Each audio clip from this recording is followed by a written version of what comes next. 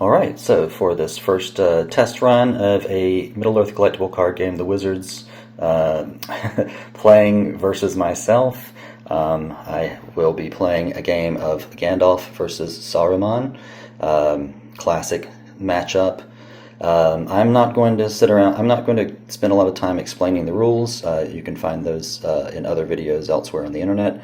So, and I feel like that's just going to slow things down. I've kind of jumped ahead a little bit and gone ahead and revealed my characters. Everyone starts in Rivendell, of course. Normally, you would reveal your character. You would roll to see who goes first and reveal your characters one at a time. But I've made each of these 5 respective starting decks for each of the 5 wizards, so that there's only those wizards in the deck. There's no chance of competing for wizards, and the decks are set up to play to the wizard's strengths, and the starting parties do not have any overlapping characters. So there's no chance that you would roll to see who goes first, and the person who got to go first plays the character you were intending to play. That can be a little bit devastating, and so I've just avoided that. I've just kept that from happening by not overlapping any of these starting characters. But so you can see our starting party. For Saruman, we've got Aragorn, Théoden, Éomer, and Haima. And Aragorn, there are 2 starting minor items. The Horn of Anor for Aragorn to help his influencing of factions in case Saruman doesn't come out early, and then Théoden, who's a little bit squishy with only 6 body, has the Shield of Ironbound Ash to help him there. Great character, Théoden, but yeah, a little bit squishy. Then moving over here, sorry for the state of my table and the lighting in this room, not great, but we're just going to roll with it. I'm not going to let perfect be the enemy of the good here. So, yeah, for Gandalf's team here, these 2 cards are don't represent anything other than just which deck is which. These 2 wizard cards over here to the top left. So here again, everyone starts in Rivendell, and in Gandalf's team, we've got Glorfindel II, Samwise Gamgee, Gloin, and Annalena, a game-specific character. And Glorfindel has the healing herbs. He's a good person to carry those because he can hopefully help his party out and stay alive and help keep other people alive. And then Sam's going to have the Elven Cloak here because he does not have very high prowess, and so canceling strikes is a good thing for him. All right, and I've gone ahead and drawn a starting hand of 8 cards for both sides, and so here we see Gandalf's starting hand. Lots of hazards, but not much to do. And again, over here on Saruman's side, we do have a major item. We do have a special faction, the Army of the Dead. So there's some things for them to do. All right, so let's roll to see who goes first. All right, so for Gandalf, okay, Gandalf gets a 4. Can't do math. Saruman? Oof, Saruman gets a 3. All right, so Gandalf goes first. Okie dokie. So not great, maybe, because again, we don't have a lot to do now. Gandalf's deck is, as far as resources go, is focusing on rings and getting rings, acquiring and testing rings. And then the hazards are focused on undead and corruption, whereas Saruman is all about recruiting factions and orcs. So, again, you're not playing, when you're playing hazards against your opponent, you're not directly sending hazards against them. This represents the sort of hazards they encounter as a matter of course. Everyone's technically on the same side, but they're just trying to influence the Free Council to go the way that they want to go. So here we are looking at Gandalf's hand. He's going first. So we start with the untap phase. There's nothing to untap because we're just getting started, and then we move on to the organization phase. This is where we would play a new character if we wanted to. We do have the option to play Vitelli here, who is a woman ranger sage from the Losoth, and she can be played in any haven or at the Lothlórien camp. She's a ranger. Yeah, I said that, ranger sage. But we already have a ranger in Sam, and we already have 2 sages, one Glorfindel and one in Annalena. So we may just, what I may do is put Annalena under Glorfindel's direct influence. He has 2 direct influence, but 3 plus 1 to elves. So she's an elf, so he can directly influence her. That was kind of the idea of including her in this party, and that frees up a little bit of our general influence. The starting general influence is 20, and as is advised, I used every bit of it for the starting company. So, but you don't want to necessarily always use up every bit of your general influence. There are cards that come up, usually in the later game, where you don't want to have all of your general influence being used, but here we go. We can take a look at my cards that I have. I've got some things to help us get out of sticky situations. I've got lots of nice hazards for when it's my opponent's turn, but I do not have anything to do. No rings here to go get, and so I'm at a bit of a quandary. I could just YOLO and go to a spot where a ring can be acquired and just hope that I draw a ring. The problem with that strategy, though, is that the places I could go get a ring, let's see, go through here. Austin Edel, for example, you can play rings here, but yeah, the maximum cards I could draw on the way there is 1. You can see that white square in the bottom left-hand corner, and so that's only 1 card I could possibly, 1 chance to draw the card that I want, and that's not great. So there's another place we could go to, which is the Isle of the Dead that Live. That is technically the nearest haven, a site where the nearest haven is the Grey Havens, but using region movement, which we are, you could go from the region where Rivendell is, Rudar, and from Rudar, Cardoland, to the Eriadoran coast, and there you would be at the Isles of the Dead that Live, and but the Isles of the Dead that Live also has only the 1 card for the heroes to draw. So again, not a great, you don't want to go to generally don't want to go to a site with nothing to do, because then you just make yourself vulnerable, and you will arrive there and have nothing to do.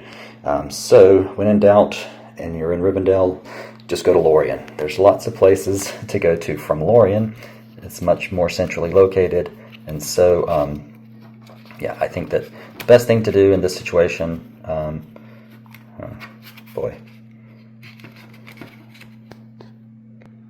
the best thing to do in this situation is just go to Lorien. Now, normally we would play this card face down, and we would split into different companies if we wanted to do that, and only reveal each site that we're going to in order, so that our opponent can't use one company's travel time to acquire good cards to go against the next company. But we've only got 1 company, and they're going to Lorien. The site path from Rivendell to Lorien is Double Wilderness, Borderlands Wilderness, and of course the site they're going to is a haven. No hazards can be keyed to havens, so that's where hazards could be keyed to. Double Wilderness, Borderlands, or Single Wilderness. All right, and so we can draw up to 2 cards, 1 at a time. Let's do for Gandalf's side first, and we're going to draw. Okay, there's that ring we were wishing for. So we could have YOLO'd successfully and gotten a ring from somewhere, but we didn't know that, so oh well. Now let's take a look at Saruman's team's side. Now they are representing the hazards for this the opponent's turn, and so we can be playing down hazards to attempt to rough them up. Now realize they are going to Lorien. They're not really going to be able to do much once they get there, so I would only want to send hazards against them if I thought I could take someone out or even just wounding somebody might be worth it, because once they're wounded at a haven, they will go from wounded to tapped during their untap phase, and that will mean that they are kind of useless for the next turn as well. So we could try and send someone against them who would possibly wound someone, or even better, take them out. We've got 2 of these minion stir cards, and so why don't we, well, actually wait, we haven't drawn yet, so let's draw. Let's see, we've got an Orc Guard, that's not going to be able to be played, and we've got an Uruk Lieutenant, which is would be able to be played keyed to the Wilderness, but it's really only is best played with another Orc card. So let's see what we can draw. All right. The Palantir of Orthanc. Awesome. Not really helpful right now, though. And a Korahil, a Nazgul. Now, Nazguls are hazards, creatures that can be played against the company if they make the mistake of going into dark domains. But people often don't do that because of, well, the obvious reason. So they can also be played as permanent events, and this one will remain in play until tapped and during the opponent's movement hazard phase, and then it becomes a short event that modifies one character's body by -1. They can also be, Nazgul can also be played as permanent events that can be tapped to pull cards in from the sideboard. So it's never a bad idea, especially in a turn like this where your opponent's headed to a haven, to possibly just play that.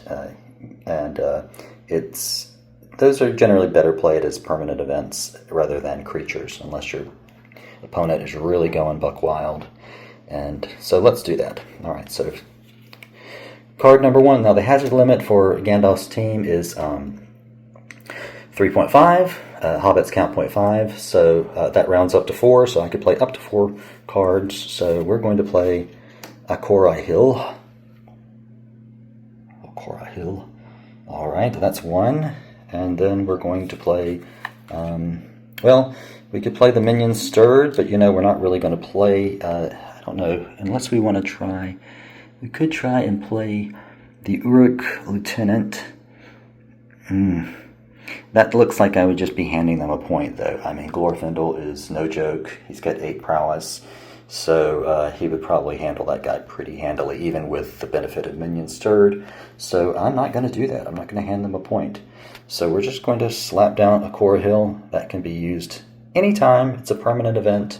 The only disadvantage of playing it now is that there are cards that can get rid of permanent event hazards. So that's the one drawback there. But I'm going to take the chance. Otherwise, I'm not going to be able to do anything. And so, yes, that is the end. So they have arrived at Lothlórien safe and sound. And everyone needs to bring their hand back down to 8. So yeah, I've got a difficult decision to make here on the Saruman side. Let's see, what do we not want to use? Well, having 2 minions stirred is maybe not the best thing, and after this we're gonna be heading into our turn where we're gonna need to do something. We've got lots of options of things to do. Pick up a Palantir, pick up the Red Arrow, which is amazing with Théoden, or go get the Army of the Dead. But I need the Paths of the Dead to be able to play the Army of the Dead, and we don't have that card yet. So we're going to discard, let's see, 1, 2, 3, 4, 5, 6, 7. Oof. Well, it'd be great to get that in the bank. So we could just get rid of one of these minions stirred. Ioreth may not really be very helpful at the moment. Let's get rid of her for the time being. All right, so we're discarding Ioreth. I'm going to put the discards here. Don't really need her at this moment. And there we go. All right, so that's our hand of 8. Now let's do the same for Gandalf. And okay, 1, 2, 3, 4, 5, 6, 7, 8, 9. Again, I don't think we're going to get Vertelli, so let's discard Vertelli. Move this down a little bit. Okay. Gonna put my discard here. Gotta get a little, yeah, there we go. Put my discard here. Oh, this room's a mess. Alright, so there we go. We have arrived successfully in Lórien. We're going to put Rivendell away. We did not tap, and of course you never discard havens, so we are going to just put that back in the location deck. And here we are at Lórien, party fully intact, and we made it. There's not, now we're at the, what do you call it? Now we're at the point where you do the stuff at the places, and we're in Lórien, but we don't have anything to do here in Lórien, I don't believe. Ritual. Oh. Tap a sage to force the discard of a hazard. You know what? I'm a little rusty, so we're going to... if I were thinking, if I were totally thinking, I would have probably taken advantage of that. I guess it's possible still. I'm not sure if I could be in the site phase to do this. But yeah, I am going to tap Annalena to force the discard of a hazard non-environment permanent event. And she will have to make a corruption check modified by 2, and I will force the discard of Akorahil, the Nazgul. So Marvel's told, Annalena's got to tell some amazing tales and get rid of this dadgum Nazgul, hopefully. So she's tapping, that works. He's discarded over there with Irith. Oh, the weights I never use.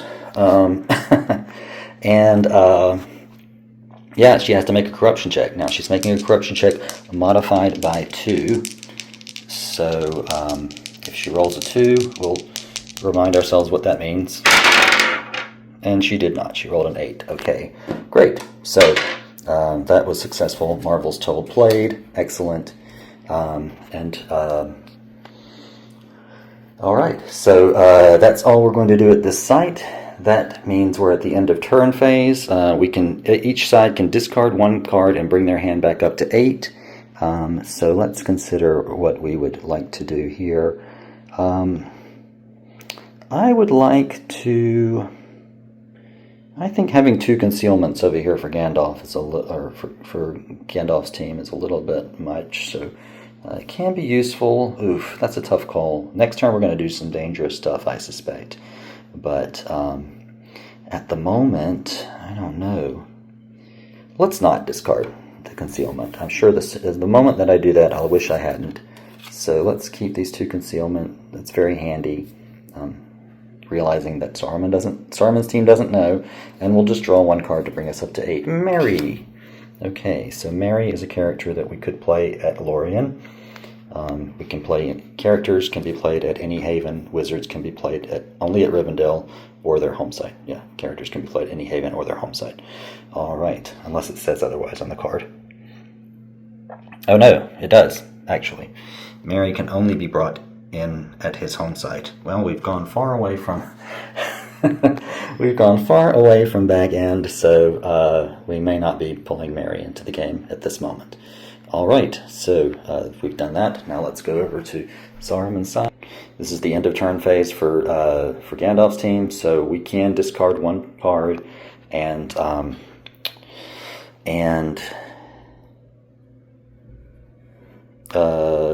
1 card.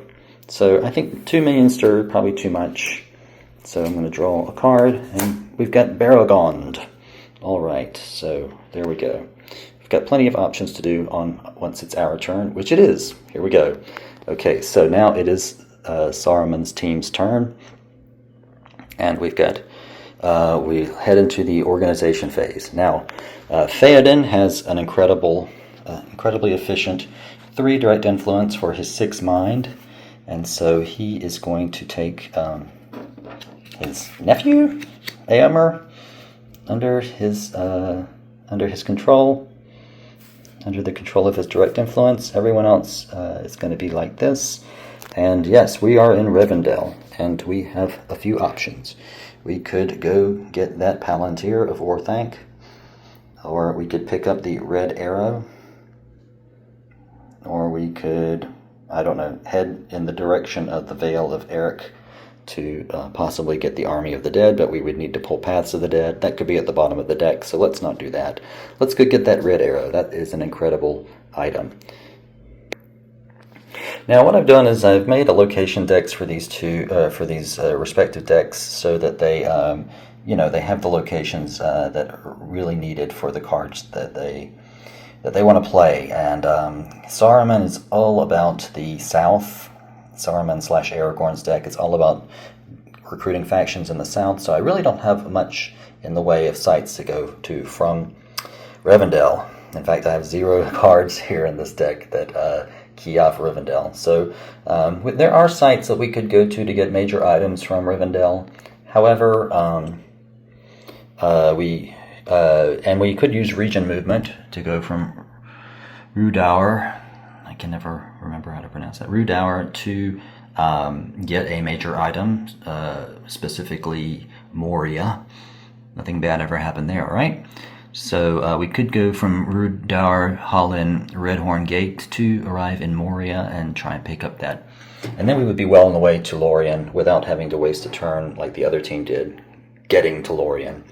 So that is a little bit risky. Moria is a dangerous place to go. I have to think. There are much safer places to pick up major items. And yes,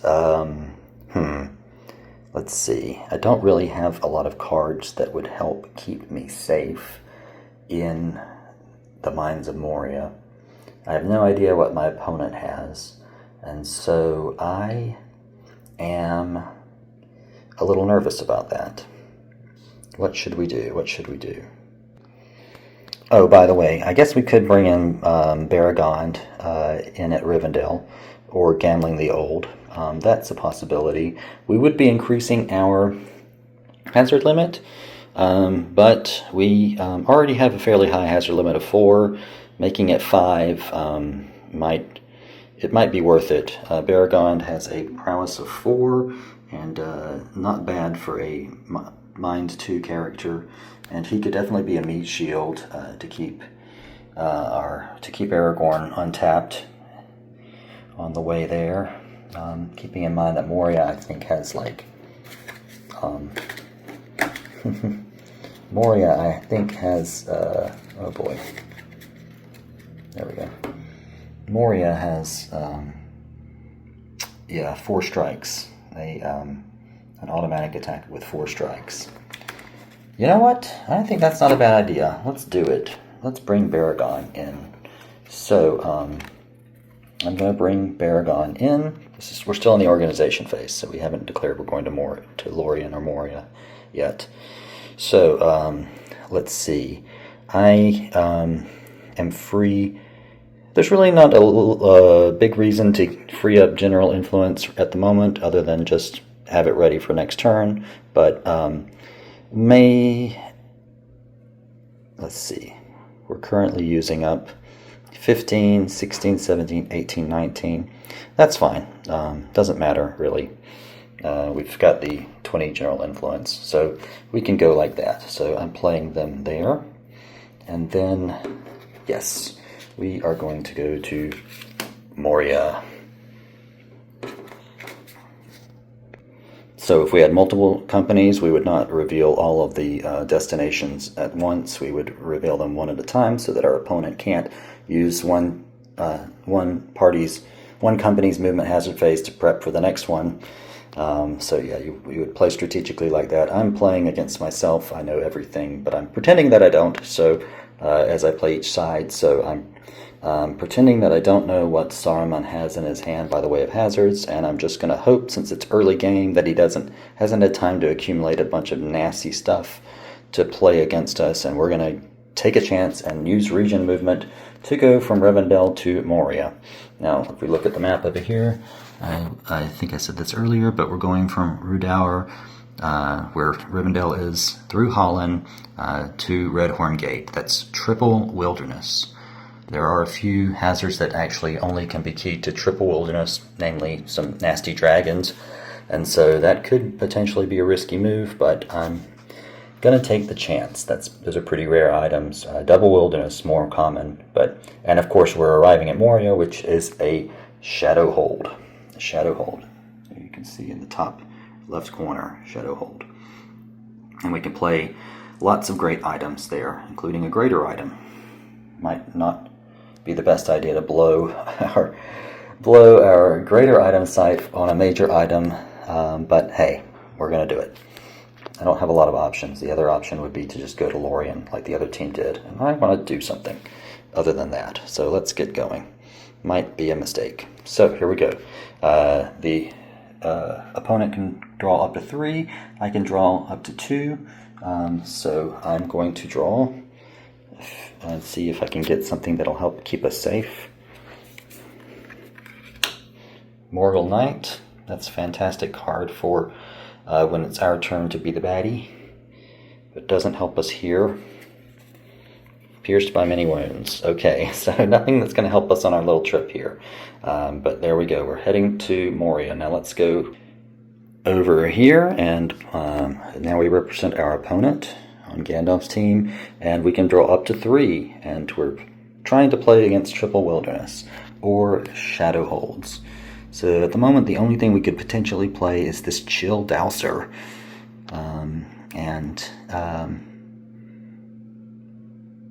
yes, this buffs other undead attacks, so let's see if we can possibly play some of those by drawing a card. Okay, we have a Dwarven Ring. That's going to be handy when it's our turn. We have Gandalf. Hooray. Alright. Starting to get a bunch of cards that I don't want to get rid of, but let's go one more. Alright. And Test of Form. Test of Form. Okay, so we have lots of great cards for when it's our turn again. But as far as hazards go, not so many. We're actually not going to be able to waylay them very much. Chill Dowser is 3 strikes at 8. Yeah, he has got a lot of folks that could tap to take strikes, and he would still have, yeah, sorry, this is upside down. He would still have some folks left over to do whatever he's intending to do at Moria. So Chill Dowser really only works in conjunction with other undead cards. That's when it buffs other cards. So we could also play the Mouth of Sauron as a short event to bring a card from the hazard card from our discard back in, but that doesn't help us very much at the moment. We just got started. We're going to play Rend the Unclean. Rend the Unclean, again, never a bad idea to play Nazgul as permanent events, and Rend has becomes a short event that can force a corruption check. Amazing. Not really helpful at the moment right now, but it will be. And let's play Doors of Night. Doors of Night is a permanent event, environmental permanent event that plays off other cards. It influences a lot of different other environment cards, and so this will help us in the future. I don't have a lot to do at this moment, so hopefully we can get them on the way out of Moria. And so that's about it. I can't play Mouth of Sauron as a hazard because it's only dark domains and dark holds. And again, Chill Dowser could play him in Moria, but doesn't make sense. So let's see. How many cards does that leave us with? 1, 2, 3, 4, 5, 6, 7, 8, 9. Alright, we're going to lose Mary because, again, he can only be brought in a bag end. We're not going to bag in anytime soon. So there we go. And next turn, when it's our turn, we can play Gandalf. Hooray. Now back over here to our other team. We've arrived. There's nothing that we would want to play. Nothing was thrown against us, so we need to bring our hand back down to 8. So 1, 2, 3, 4, 5, 6, 7, 8, 9. I'm going to take the Army of the Dead out. This is a card that requires another card to use, and we've got cards in our deck that can help us bring resources back out of the discard pile if that becomes necessary. But for the moment, I think it's a little preliminary to go pulling the Army of the Dead, so we're going to... I could take Gambling the Old out as well. You know what? Actually, alright, re-rag. Let's take Gambling the Old out. I don't really... We got our Meat Shield Baragon out, so... Sorry, Baragon. You're great. Got great promise for a 2-mind character. But yes, so we are going to bring our hand back down to 8. We've arrived in Moria. Alright, so put Rivendell back over here. It's a haven, never discarded. There we go. And here we are. The gang's all here. We're in Moria.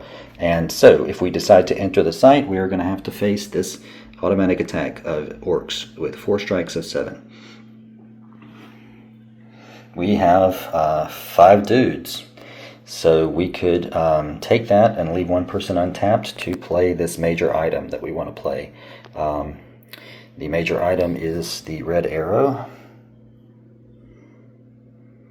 This character gets +2 to direct influence to any characters with home site of Edoras. So that's amazing. I could... put Hema under Théoden as well, and free up even more general influence, and yeah, that would be groovy. And also, it allows me to automatically influence the Riders of Rohan. Théoden's pretty good at influencing them anyway, but if we use up all of his direct influence, it makes it a little more tricky. So just being able to automatically do it is cool. So we want Théoden to be the one holding that. It's going to give him 3 corruption points. That's a little risky, but hey, you got to play to win. So let's have the rest of the party tap to face these strikes. Nobody else needs to remain untapped, so everyone is going to tap to choose to face these strikes. If they don't tap, they can't choose to face the strikes. The opponent gets to choose.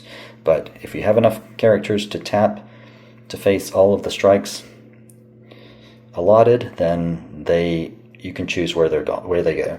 So we've got Aragorn, Éomer, Hema, and Baragon all tapping to face these 4 strikes with prowess of 7. Alright, so let's do them. I get to choose who goes first. Aragorn, hello. Aragorn is going to, with a prowess of 6, rolls a 5. Alright, so he defeats that handily. Éomer, with a prowess of, 3? I'm sure that's very loud. Rolls an 8, so he defeats that handily. Okay, so far so good. Let me try rolling on the mat, on this little mat here. Piece of paper. Hema has a prowess. This is going to make people seasick. Hema has a prowess of 4 and 8. Fantastic. And Baragon has a prowess of 4.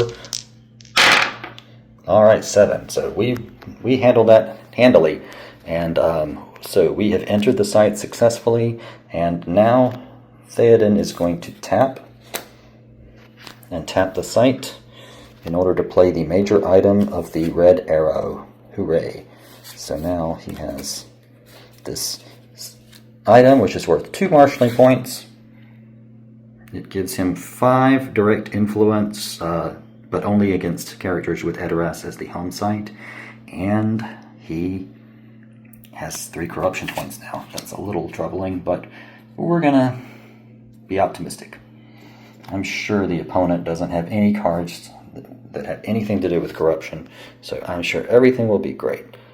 Alright, and now we are done with that company's site phase. That's the only company we're dealing with at the moment, so we're at the end of turn phase, so we can discard 1, our opponent can discard 1, and we can bring our hand back up to 8. Alright, so our hand is currently at 7, so I could discard We're heading into our opponent's turn. I want to go get that Palantir of Orthanc. I'm really feeling like the Army of the Dead is kind of taking up space in our hand, although I'm sure as soon as I discard it, we're going to get that Paths of the Dead card that we need, and that's going to be a bummer, but okay. Oof, this is tricky. Morgul Knight is a fantastic card, and Minion Stir is also great, and now I have an Orc Guard to go along with my Orc Lieutenant. If played on a company that has already faced an Orc attack, the Orc Lieutenant receives... Yes, okay.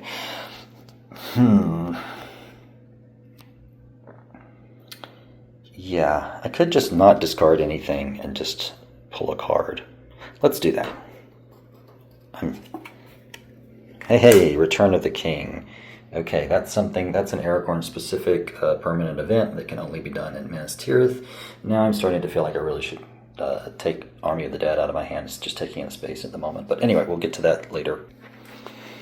And now Gandalf's Sign can do the same. He can discard one card and bring his hand back up to 8. It's currently at 8. What to do? We can bring Gandalf in at any haven. That's amazing. We can bring him in next turn. He can tap to test rings.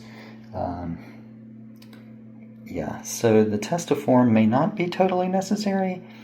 I don't know. We're heading into our turn. Of course, may not want to tap Gandalf. That's tricky. I'm not sure. Chill Dowser.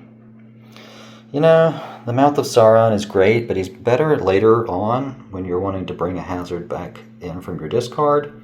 Gosh. Oh boy. Alright, let's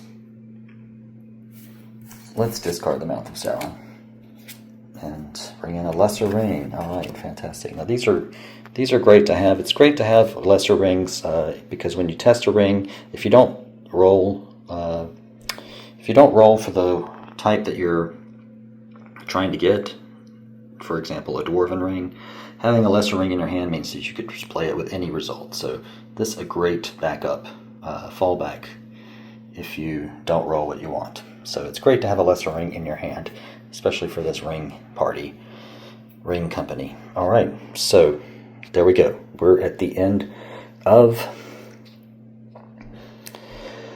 Saruman's team's turn, and now we go to Gandalf's team's turn. Okay, so here we are. We're in Lothlórien. We are in the untap phase.